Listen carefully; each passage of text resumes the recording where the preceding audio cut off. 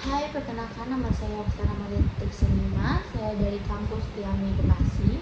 Saya di sini akan mempresentasikan dalam matkul komunikasi massa, di mana saya akan melakukan presentasi itu analisis kasus berdasarkan formula Scrum.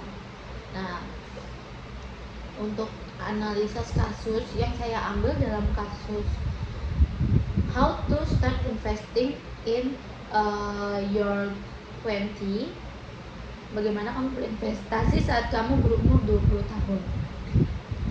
Saya mengambil dari YouTube-nya Maudia Yunda yang mewawancarai Felicia Putri Tijasaka, di mana beliau terkenal dengan konten-kontennya di TikTok, di Instagram gitu, menjelaskan tentang investasi di masa muda gitu.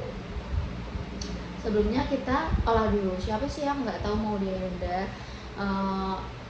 Dengan kepintarannya, dengan aktrisnya, dengan bakat-bakatnya itu pasti banyak yang kenal.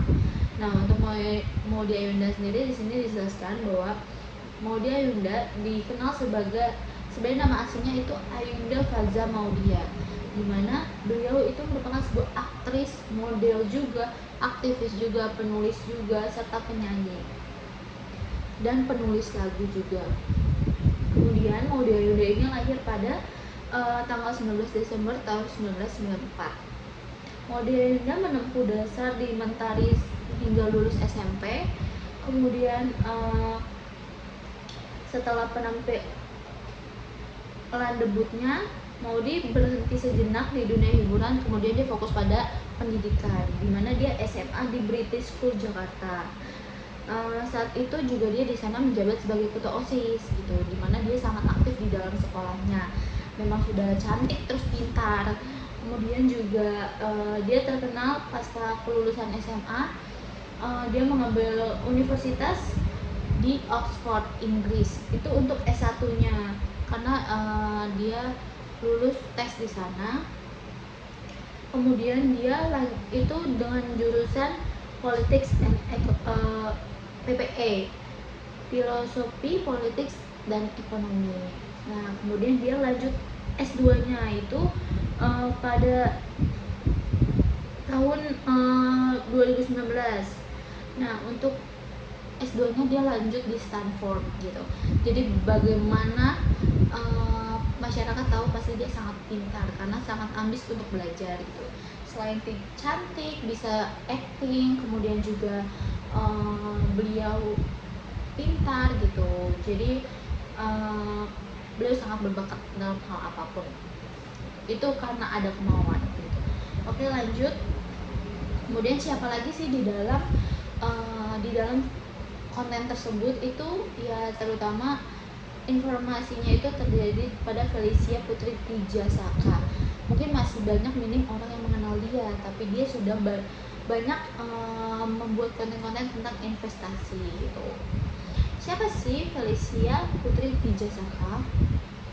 Untuk Felicia Putri Tijasaka lahir di Pontianak pada tanggal 25 Oktober tahun 1995, yang merupakan seorang pengusaha Indonesia, konten kreator yang berfokus pada edukasi tentang investasi bagi para anak muda, dan merupakan pendiri Ternak Uang. Nah, pada tahun 2015 ia mendapatkan penghargaan sebagai runner up. Kemudian juga ia berhasil mendapatkan 2 lisensi profesi sekaligus bidang investment, manajemen dan equity brokerage. Untuk kesibukannya sekarang berfokus pada konten kreator, dimana dia berkonten tentang investasi, bagaimana sih caranya anak-anak muda untuk berinvestasi, yang entah modalnya dari modal kecil, entah dari aplikasi-aplikasi atau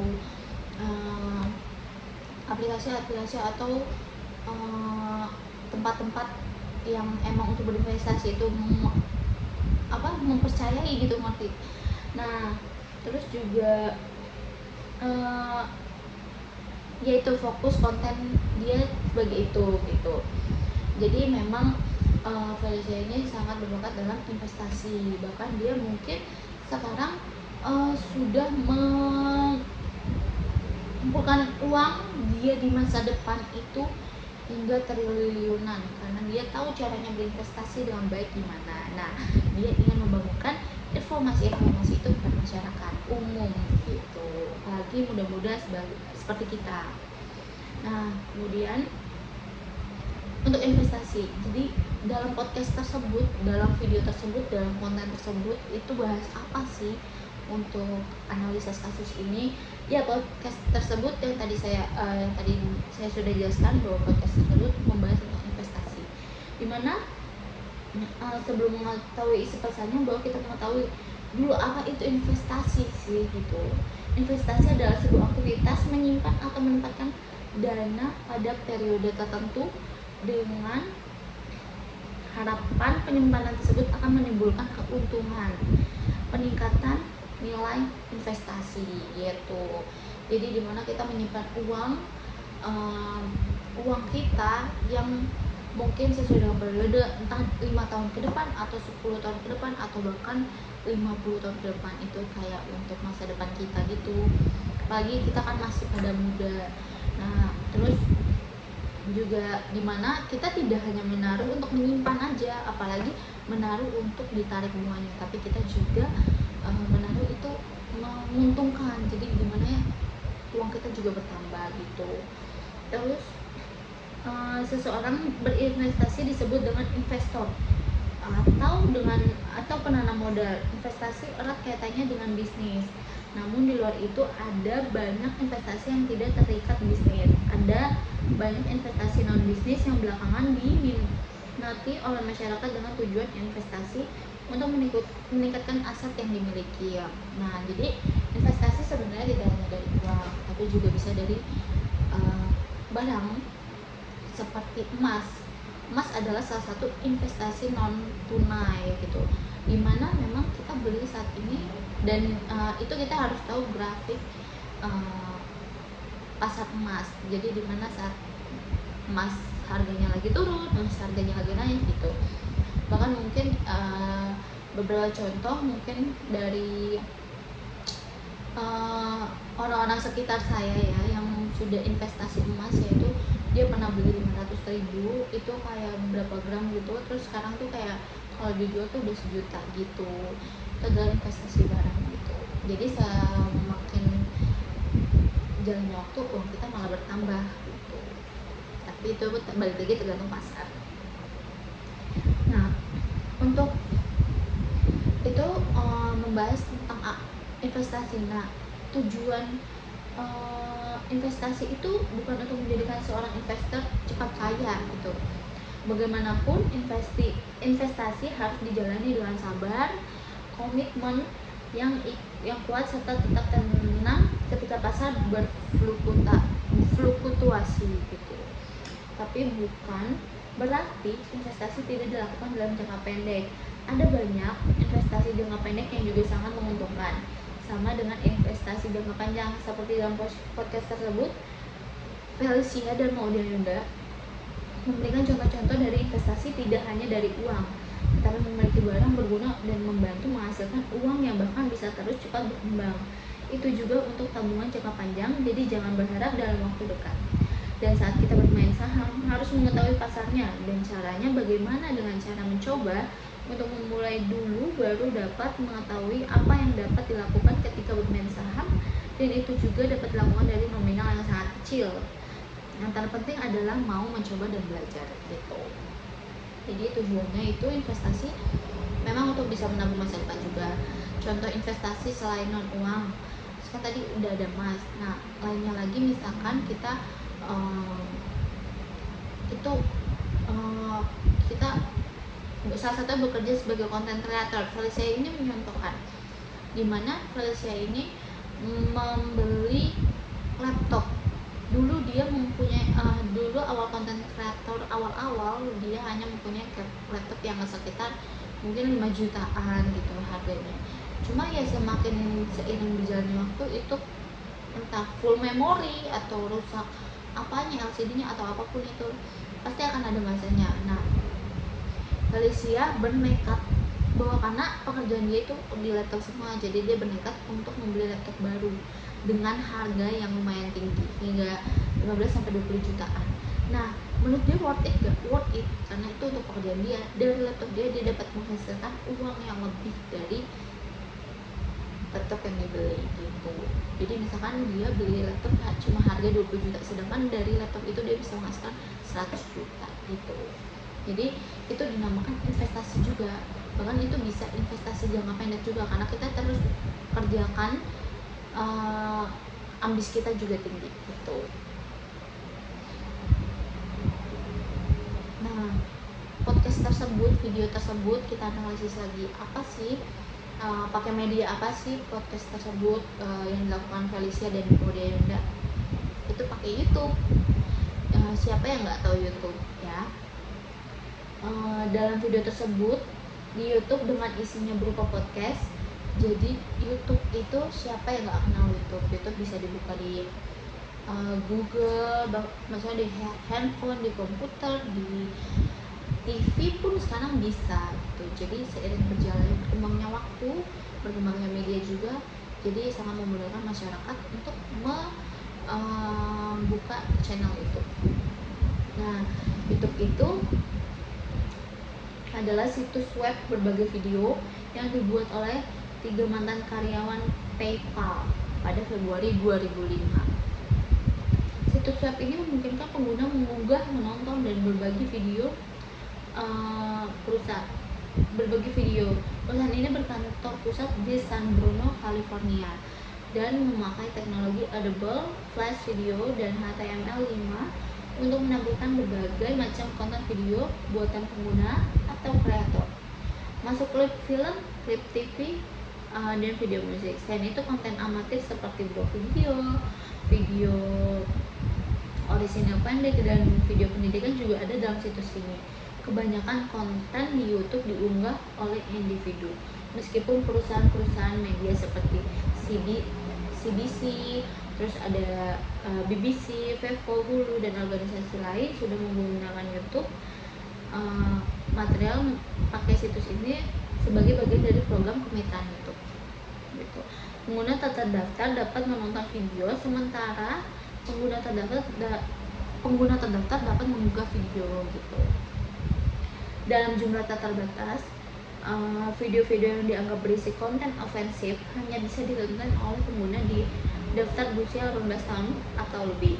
Sedangkan podcast adalah sebuah hasil rekaman audio yang bisa didengarkan oleh khalayak umum melalui media internet. Beda halnya dengan radio yang wajib dilakukan oleh dibawakan secara langsung dalam frekuensi tertentu. Jadi YouTube ini bisa diakses oleh semua orang, mau secara terdaftar ataupun tidak terdaftar. Bahkan kalau yang terdaftar juga bisa mengunggah video. Nah, dalam YouTube ini mungkin banyak video-video yang memang positif dan negatifnya gitu. Mungkin negatif untuk anak-anak seperti berita-berita yang pembunuhan atau apapun, itu bisa dibatasi oleh anak-anak. Bahkan sekarang sudah ada YouTube untuk anak-anak, YouTube Kids. Nah, kemudian juga untuk itu ada pembatasan umur dan butuh pengawasan orang tua juga. Selain itu, anak-anak juga dapat menonton seperti pendidikan-pendidikan yang mengajarkan membaca, seperti untuk balita atau untuk balita, untuk anak-anak TK gitu. Kalau dia emang butuh, bahkan sekarang belajar bisa lewat mana aja, salah satunya itu karena banyak orang-orang yang juga membuat konten tentang pendidikan gitu. Bahkan kita pun atau saya pun yang masih kuliah itu juga masih butuh YouTube, karena dari YouTube juga banyak sumber informasinya, seperti mencari-cari. Ya, ini salah satunya konten yang sangat positif untuk kalangan muda gitu, bagaimana berinvestasi di masa muda. Oke, next. Kemudian di dalam YouTube tersebut itu kan banyak video-video pendidikan dan lain-lain, sedangkan yang tadi saya pakai itu adalah podcast. Jadi podcast sendiri merupakan diimplementasikan secara fleksibel atau kapanpun kamu inginkan, serta bisa kamu dengarkan melalui berbagai media elektronik yang ada. Pada sekarang kamu juga bisa memakai podcast lewat aplikasi pihak ketiga atau yang biasa dikenal dengan nama Anchor. karena sifatnya yang on demand menjadikan podcast sangat disenangi oleh para pengguna internet saat ini ketimbang mendengarkan siaran dari radio yang mempunyai keterbatasan dalam mengakses frekuensi dan waktu gitu. Karena YouTube sekarang hanya butuh internet kan intinya, sedangkan radio itu harus kayak mencari sinyal dulu, frekuensinya dulu gitu. Jadi YouTube sangat mudah diakses dan masyarakat menyukainya gitu. Podcast tersebut juga podcast menjadi salah satu media yang masih berkembang pesat dalam beberapa tahun terakhir ini. Menurut Philips tahun 2017, podcast adalah sebuah file audio digital yang dibuat dan diunggah pada platform online untuk dibagikan kepada orang lain. Podcast mengacu pada distribusi file audio pada format digital. File audio tersebut bisa diakses secara langsung menggunakan desktop, gadget, maupun dikirimkan ke perangkat media portable, misalnya MP3 player untuk didengarkannya gitu. Jadi untuk mengakses YouTube ini sangat mudah, bahkan bisa di-share, bahkan bisa melalui desktop, gadget maupun MP3 gitu. Jadi untuk sangat memudahkan masyarakat mendengarkan podcast tanpa melihat juga bisa kan? Gitu. Nah, kepada siapa konten tersebut dibagikan atau disebarkan? Tentunya untuk kalian yang muda gitu, yang suka berinvestasi dan mau belajar untuk berinvestasi. Nah, untuk siapa konten tersebut? Dalam konten ataupun podcast ini ditujukan yang dikategorikan kepada anak muda yang sekitaran umur 19 tahunan lah ya, yang baru-baru lulus SMA tapi udah mau nyari duit, atau bahkan lulus kuliah tapi juga mau nyari duit, maksudnya mau tahu cara berinvestasi, atau yang sambil bekerja itu juga bisa kayak menyisihkan uangnya untuk investasi gitu. Tentu dibilang untuk orang yang sudah dewasa yang masih pemula dalam melakukan investasi. Mengapa ditujukan untuk anak-anak muda? Karena yang pertama tentunya yang menonton konten Maulia Yunda seperti yang beliau bilang sendiri bahwa yang tertarik adalah Gen Z, sehingga memang market hanya untuk yang menonton adalah channel tersebut gitu. Kemudian selain itu dengan menggunakan platform YouTube yang memudahkan anak muda mencari informasi yang diinginkan lebih mudah, apalagi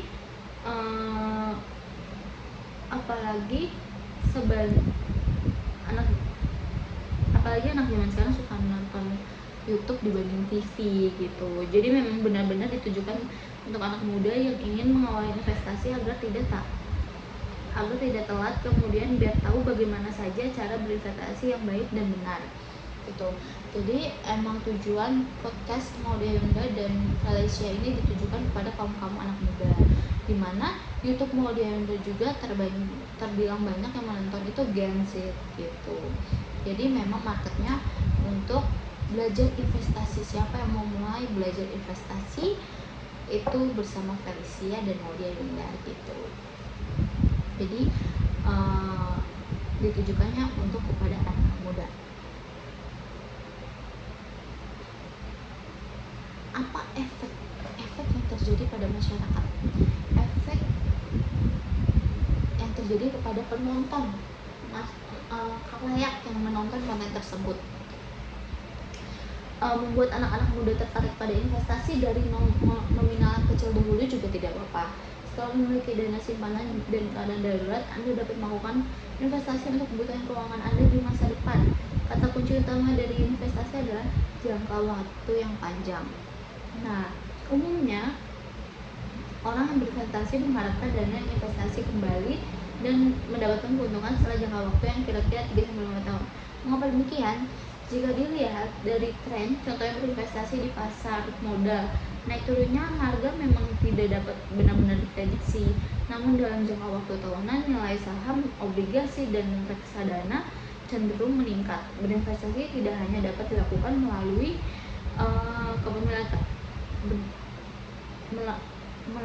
kepemilikan emas atau bahkan properti yang margin keuntungannya yang baru terakumulasi cukup besar dan telah dimiliki bertahun-tahun gitu. Oleh karena itu, sebaiknya Anda menentukan tujuan keuangan Anda sebelum berinvestasi, sehingga uang yang Anda tempatkan pada instrumen investasi tidak akan dicairkan. sebelum waktu yang cukup dan panjang. Contohnya investasi untuk membeli rumah dalam jangka waktu yang panjang, yang waktu yang bisa ditentukan. Jadi dimana investasi itu tidak bisa diburu-burui gitu. Jadi memang ada pasarnya, ada target pasarnya, ada masanya gitu. Di saat pasar turun, di saat pasar naik gitu, kita harus menerima. Bahkan investasi, salah satu modal investasi juga itu harus dana yang memang pasti gitu. Maksudnya lebih ke dana itu memang tidak dibutuhkan, bukan tidak dibutuhkan, nggak butuh uang ya, tapi lebih ke itu sisihan kalian gitu, di luar tabungan, di luar cicilan gitu. Jadi itu emang tabungan kalian di masa depan. Jadi kalau kalian berinvestasi dari sekarang, mungkin jadi 5 tahun ke depan, 10 tahun ke depan kalian bisa beli uang, bisa beli rumah dengan cash gitu. Itu adalah tujuan investasi.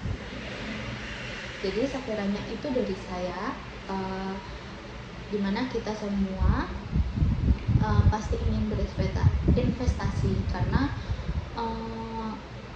untuk melakukan investasi itu tidak rugi, karena itu malah balik lagi bisa menyelamatin hidup kita di masa depan gitu. Cuma caranya aja dan tekniknya saja, atau mungkin trik-triknya itu bisa ditonton dari konten-konten Felicia di TikTok maupun YouTube gitu. Jadi biar kita harus mulai dari mana dulu, terus uangnya itu harus dibagi segimananya gitu. Bahkan kita punya modal berapa dulu untuk mampu melakukan investasi, itu kita pelajari gitu. Sekian dari saya, Oksana Maritik Silva. Mohon pamit undur diri. Mohon maaf jika ada kurang-kurangnya. Terima kasih, selamat siang.